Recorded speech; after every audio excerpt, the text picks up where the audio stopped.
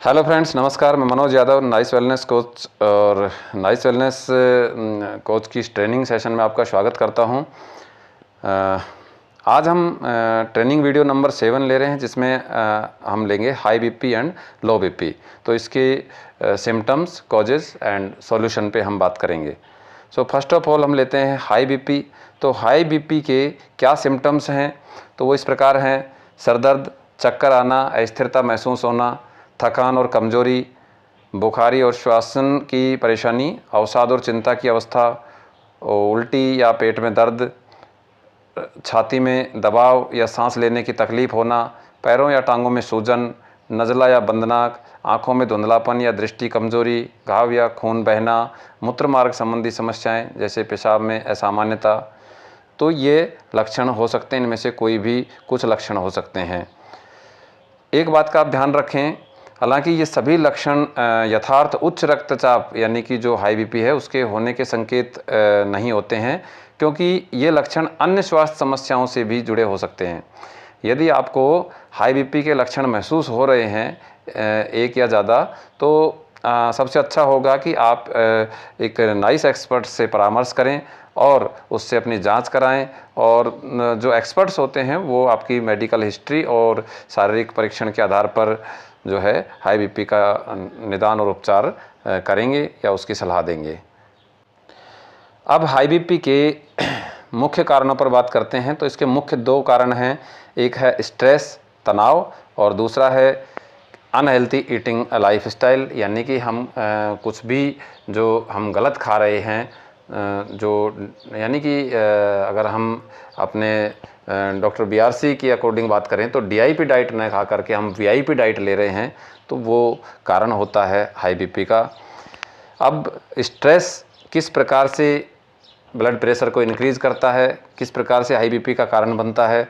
तो वो ये है कि जब स्ट्रेस में हम होते हैं तो सिम्पथेटिक नर्वस सिस्टम एक्टिवेट होता है और उसकी वजह से एपिनेफ्रिन का रिसाव होता है और वो जो है कंस्ट्रिक्ट करता है हार्ट की दीवारों को, जिसकी वजह से ब्लड प्रेशर इंक्रीज़ होता है। और दूसरी वजह ये होती है कि जब स्ट्रेस बढ़ता है तो स्ट्रेस की वजह से जो ब्लड वेसल्स हैं उनमें खिंचाव बनता है और वो टाइट होती हैं, और उनके टाइट होने से, उनमें खिंचाव होने से जो फ्लो होता है ब्लड का, तो ब्लड के फ्लो में एक रेजिस्टेंस पैदा होने लग जाता है, जिसकी वजह से ब्लड प्रेशर इंक्रीज़ होता है।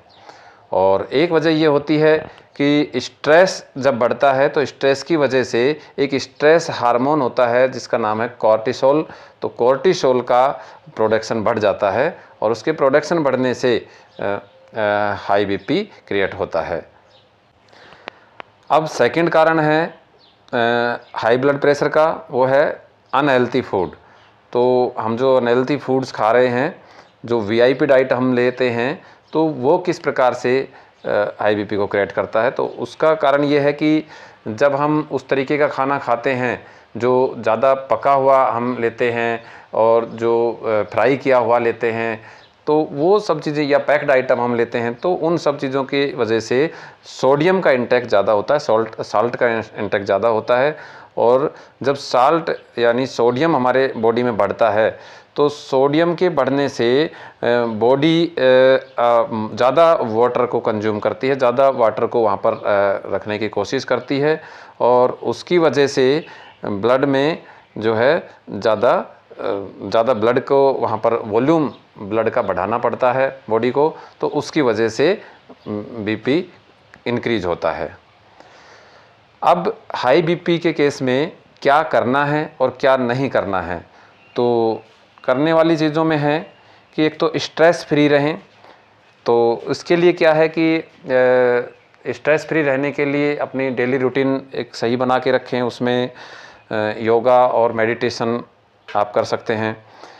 और देखिए, जो भी आपका इष्ट है तो उसके ऊपर आप आस्था रखें और अपना एक समर्पण भाव रखें। जो आप कर रहे हैं जीवन में, कुछ भी अच्छा बुरा जो भी हो रहा है, तो आप ये सोच के चलें कि जो इष्ट की इच्छा होगी उसके अकॉर्डिंग हमें फल मिलने वाला है, तो हमें अपना कर्म करना है। तो ऐसी सोच के साथ में अगर हम रहेंगे तो तनाव रहित रह सकते हैं। सेकंड है कि एक्सरसाइज योगा आपको करनी है और पोटेशियम इंटेक को बढ़ाना है। तो पोटेशियम इंटेक के लिए यही है कि आप DIP डाइट अगर यूज़ करते हैं तो जो कच्चे हम चीज़ें फल, पत्तियां और सब्जियां, ये कच्ची फॉर्म में, रॉ फॉर्म में अगर हम यूज़ करते हैं तो डेफिनेटली पोटेशियम इंटेक बढ़ता है हमारी बॉडी में। और एक है कि कम से कम 7 से 8 घंटे की हमें नींद लेनी है। तो ये सारी चीज़ें अगर हम करते हैं तो ये हाई BP में बहुत अच्छा बेनिफिट देगा। और क्या नहीं करना है तो वो ये है, एक तो सोडियम इंटेक को कम करना है या बिल्कुल बंद करना है। तो नमक जो है, अगर नमक यूज ही करना है तो सेंधा नमक यूज किया जाए। पैक्ड आइटम बिल्कुल बंद करने हैं। एनिमल फूड्स, जो दूध और दूध से बने प्रोडक्ट्स हैं, वो उनको अवॉइड किया जाए। कैफ़ीन, चाय, कॉफ़ी, ये सभी चीज़ें बंद हों। और अल्कोहल अगर कोई लेते हैं तो अल्कोहल को बिल्कुल बंद किया जाए। और स्मोकिंग नहीं करना है। तो ये सारी चीज़ें नहीं करनी है। तो ये हाई BP में अगर हम इन चीज़ों को फॉलो करते हैं तो बहुत ज़बरदस्त रिज़ल्ट आपको इन्हीं से मिल जाएंगे। अब अगर हाई BP आपको कंफर्म है कि बॉडी में है, तो उस केस में क्या क्या हमें करना है रिलीफ लेने के लिए, क्या थेरेपी यूज़ करें। तो फर्स्ट ऑफ ऑल हम थेरेपी की बात करते हैं। तो थेरेपी में lower leg hot water immersion, LLHWI, तो इसमें क्या करना होता है वो हमने चैनल्स पे दी हुई हैं ऑलरेडी, फ्री में ये वीडियोस अवेलेबल हैं यूट्यूब पर भी, तो आप देख सकते हैं।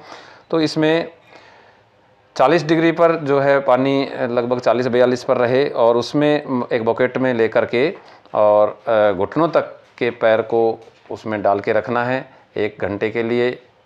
सुबह कर सकते हैं और 1 घंटे के लिए शाम को, यानी कि मिनिमम 2 घंटे के लिए हम ऐसा करें। तो ये एक थेरेपी है। और दूसरी है SWI हॉट वाटर इमर्सन, यानी कि पूरी बॉडी को हम एक पानी के टब में 40 से 42 डिग्री पर रख के पानी को, और उसमें हम बैठ जाएं, सर बाहर रहेगा उसमें। तो ये करेंगे तो ये एक थेरेपी है। अच्छा, इस थेरेपी के दौरान ठंडा तौलिया आपके सर पर बंधा होना चाहिए, जिसको आप एक ठंडे पानी से भिगो करके, निचोड़ करके और उसको सर पे बांध के रखें। तो इस थेरेपी का रिजल्ट क्या रहेगा? एक तो बॉडी वेट लॉस होगा। तो बॉडी वेट लॉस होगा तो ऑब्वियसली आपका ब्लड प्रेशर भी कम पड़ेगा और डिटॉक्सिफिकेशन होगा, यानी कि ये जो प्रक्रिया है ये डिटॉक्सिफिकेशन में बहुत फ़ायदेमंद होती है। बॉडी में जो भी एक्सेस है, कुछ गंदगी है, तो वो आपके बॉडी से इस त्वचा के माध्यम से, स्किन के माध्यम से बाहर निकलेगा। और एक थेरेपी है अभ्यंग थेरेपी। तो इसमें क्या करना होता है अभ्यंग थेरेपी में? इसमें किसी भी हर्बल ऑयल से जो है अपने बॉडी की मसाज करनी है, मालिश करनी है पूरे बॉडी के। तो ये एक है। तो इसका रिजल्ट ये रहेगा कि पूरी बॉडी में सर्कुलेशन प्रॉपर बनेगा और बॉडी रिलैक्स में आएगी, तो जिसकी वजह से हाई BP के अंदर ये रिलीफ देगा। अब एक्यूप्रेशर पॉइंट क्या है? तो एक्यूप्रेशर पॉइंट इसमें रहेगा GB20।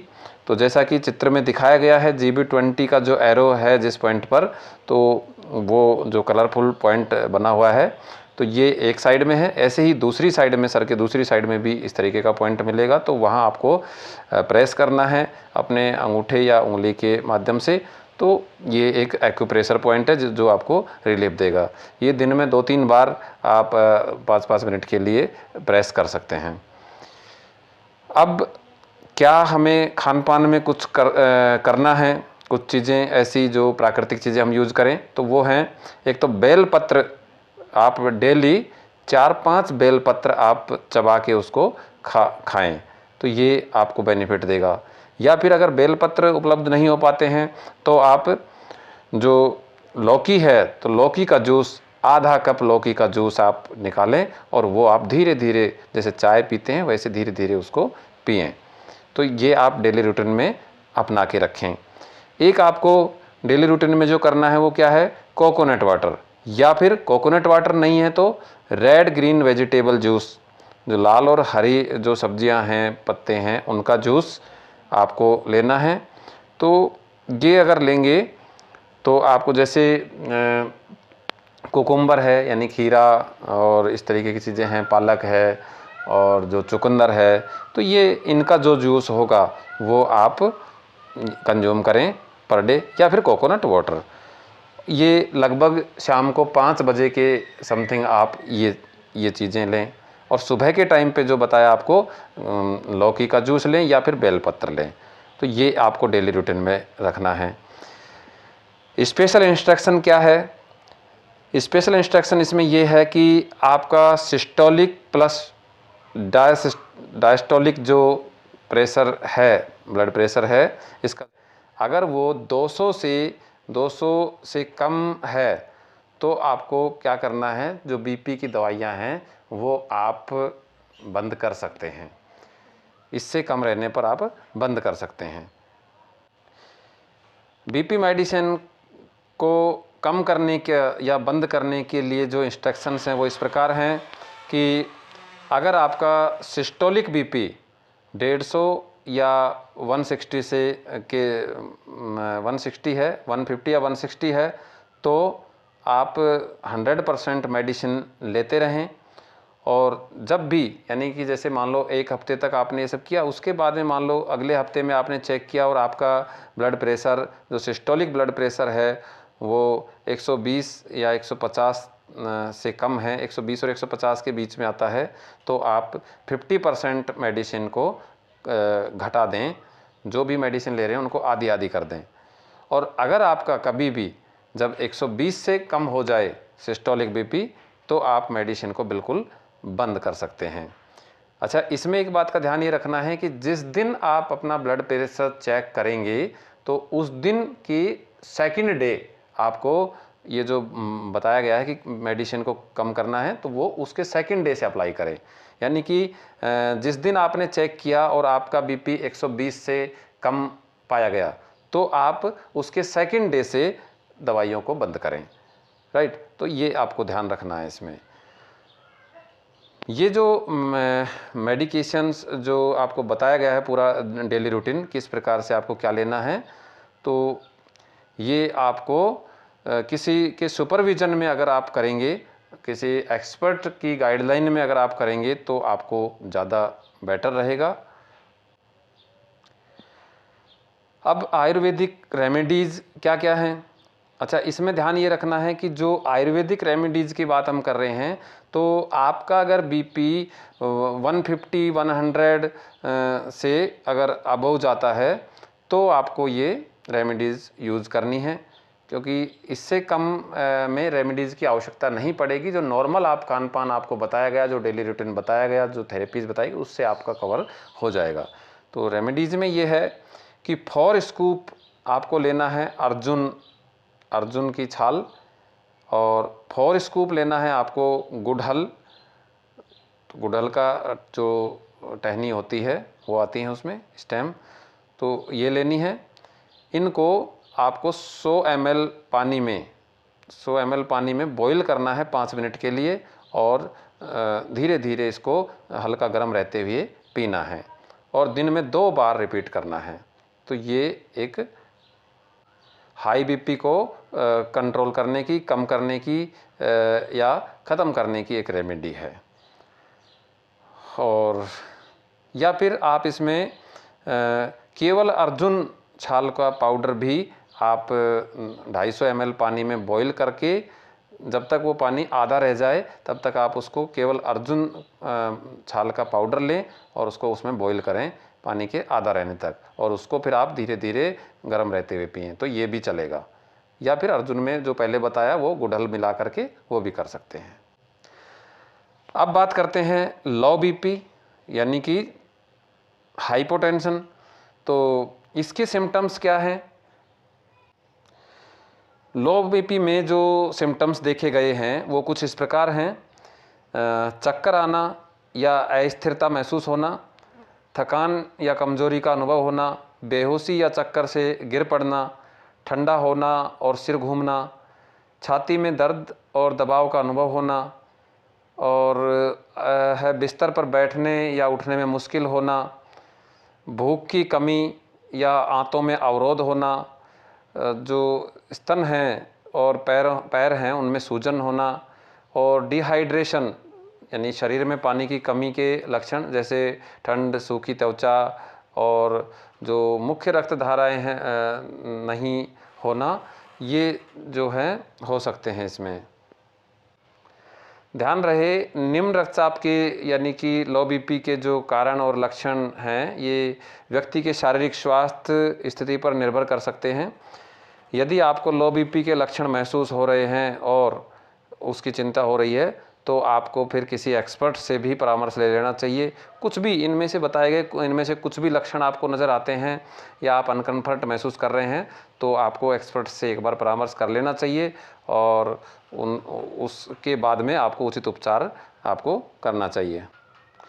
अब लो बीपी के केस में थेरेपी क्या करनी है, तो इसमें थेरेपी दो प्रकार की हैं कि आप एक तो हेड डाउन टिल्ट थेरेपी जो डॉक्टर BRC प्रोटोकॉल में बताई जाती है, चैनल्स पे अवेलेबल भी हैं। तो इसमें क्या है कि आपको जैसे मान लीजिए बेड पे एक तख्त जो होता है, लकड़ी का बेड है आपने लिया या फिर नॉर्मल चारपाई लिया आपने, उसकी जो पैर वाली साइड है उसमें अगर आप 3 ईंट लगा देते हैं पैर वाली साइड में, उसको ऊंचा कर देते हैं तो ये हेड डाउन टिल्ट हो गया, यानी कि आपका हेड जो है वो नीचे की साइड में हो गया, पैर वाली साइड ऊपर हो जाती है। तो लगभग -5 डिग्री एंगल पर आपका वो होना चाहिए। तो ये हेड डाउन टिल्ट थेरेपी आपको 1-2 घंटे की आपको पर डे कर लेनी चाहिए अगर लो बीपी के केस है तो। और सेकंड है कि चंदन पेस्ट को आप अपने हेड पर अप्लाई कर सकते हैं, उसका तिलक लगा सकते हैं डेली रूटीन में, तो ये आपको बेनिफिट देगा। आयुर्वेदिक रेमेडीज़ की अगर बात करें तो आयुर्वेदिक रेमेडीज़ में हम आपको 3 चीज़ें बता रहे हैं जिसमें से कोई भी अवेलेबिलिटी के हिसाब से आप यूज़ कर सकते हैं। जैसे एक तो जैगरी यानी कि जो गुड़ होता है, शुद्ध गुड़, देसी गुड़, उसको पानी में लें, उसमें रॉक साल्ट अपनी आवश्यकता अनुसार, स्वाद के अनुसार मिलाएं और एक नींबू आप उसमें निचोड़ें।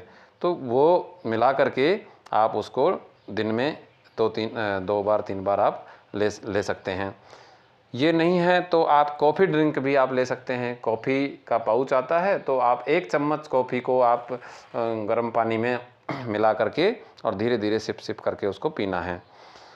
एक आप बॉइल्ड मुनक्का आप यूज़ कर सकते हैं। कुछ 10-15 मुनक्का आप ले करके उनको बॉइल्ड कर लें और उसके बाद में आप उनको खाएं। तो ये लो बीपी में आपको बेनिफिट देने वाली चीज़ें हैं। एक्यूप्रेशर जो पॉइंट है वो जो हाई बीपी में जो एक्यूप्रेशर पॉइंट है वही लो बीपी में भी है।